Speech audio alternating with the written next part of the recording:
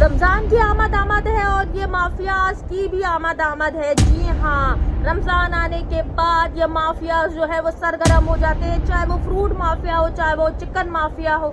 چاہے وہ کسی قسم کا بھی جو ہے وہ مافیاز ہو، وہ سرگرم ہو جاتے ہیں. لیکن آج کی ویڈیو ہم ان فروٹ مافیاز کے خلاف بنائیں گے جو کہ رمضان آتے ہی مافیاز میں تبدیل ہو جاتے ہیں اور یہ اپنے ریٹ کو اتنا ہائی کر دیتے ہیں کہ لوگ جو ہے وہ پریشان ہو جاتے ہیں کہ جو چیز ہم 150 روپے کی خرید رہے ہیں اب وہ 500-600 روپے کی مل رہی ہے. پاکستان میں فروٹ مافیا کی جو سرگرمیاں ہیں وہ بہت تیزی سے بڑھ رہی ہیں، جس کی وجہ سے اس کا اثر ہماری عام عوام اور کسانوں پر پڑتا ہے. یہ ہم نظر ڈالتے ہیں کہ یہ مافیا جو ہے وہ کس طرح سرگرم ہوتا ہے. سب سے پہلے میں آپ کو بتاتی چلوں کہ یہ سیزن جب آتا ہے اس سے پہلے ہی یہ لوگ بہت زیادہ فروٹ جو ہے وہ ذخیرہ کر لیتے ہیں، یعنی اپنے پاس سیو کر لیتے ہیں. پھل مارکیٹ میں آتے ہیں تو یہ مافیاز جو ہے وہ غیر ضروری جتنے بھی پھل ہوتے ہیں اس کو ذخیرہ کر لیتے ہیں. اور اس کی وجہ یہ ہوتی ہے کہ بیچارے جو کسان ہوتے ہیں وہ تو محنت کر کے ان لوگوں کو جو ہے وہ پھل فروخت کر دیتے ہیں کم داموں میں، لیکن یہ جو سارے مافیاز ہیں جو کہ آ کر شہر میں فروٹ کو بیچتے ہیں وہ کیا کرتے ہیں، وہ قیمتوں کو دگنا کر کے فروٹس کو عام عوام تک پہنچاتے ہیں. کسانوں کو نامناسب معاوضہ نہ ملنے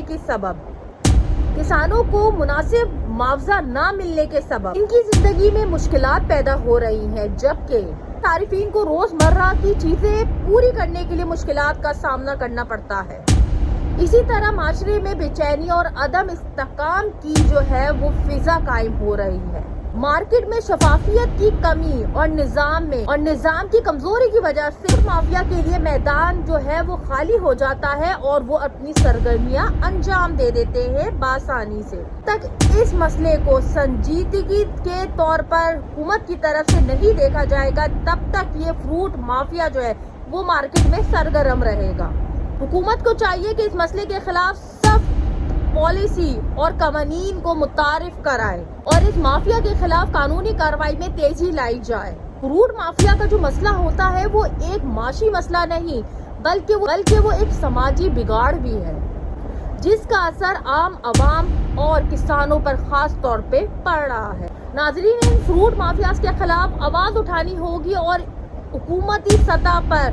جو ہے وہ دباؤ ڈالنا ہوگا کہ خدارا ان فروٹ مافیاز کو کوئی روکے اور یہ جو ہے وہ مافیاز بن کر اپنی مرضی کے حساب سے ریٹ لگا کر جو لوگوں کو جو پریشان کر جو فروٹ دیتے ہیں، کیونکہ ان کو پتا ہے رمضانوں میں سب کے گھر فروٹ چاٹ بنتی ہے، سب جو ہے وہ فروٹ چاٹ جو ہے وہ ان کی مین ڈش ہوتی ہے. تو یہ مافیا جو ہے وہ ان لوگوں کی جو ڈیمانڈ ہے اس کا فائدہ اٹھاتا ہے اور اپنی جو ریٹس ہیں اس کو اتنا ہائی کر دیتا ہے کہ لوگوں کی پہنچ تک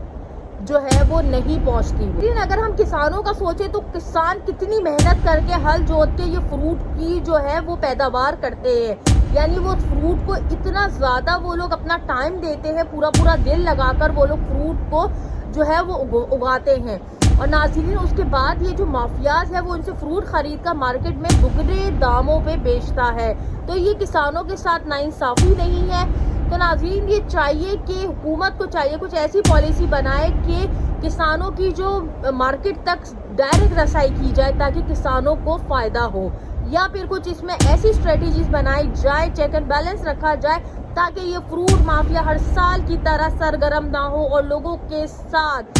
کے جذبات کے ساتھ اور رمضان کے بابرکت مہینے میں اپنے مافیاز کے تھرو لوگوں کو پریشان نہ کرے. اس ویڈیو کو زیادہ سے زیادہ شیئر کریں اور ان مافیاز کے خلاف جو ہے وہ کیمپین بنائیں، ان مافیاز کا بائیکاٹ کریں. اس سال آپ سب نے ساتھ دے کر ایک ساتھ یونائٹ ہو کر ان فروٹ مافیاز کے خلاف جو ہے وہ کیمپین چلائی تھی اور ان مافیاز کا بائیکاٹ کرا تھا، جس کی وجہ سے فروٹ مافیاز جو ہے وہ بالکل خالی پڑا ہوا تھا اور وہ جو ہے اپنے ریٹ نیچے لانے میں کامیاب ہو گئے تھے. تو یہ کامیابی تھی. تو اس سال بھی آپ سب کو چاہیے کہ آواز اٹھائیں،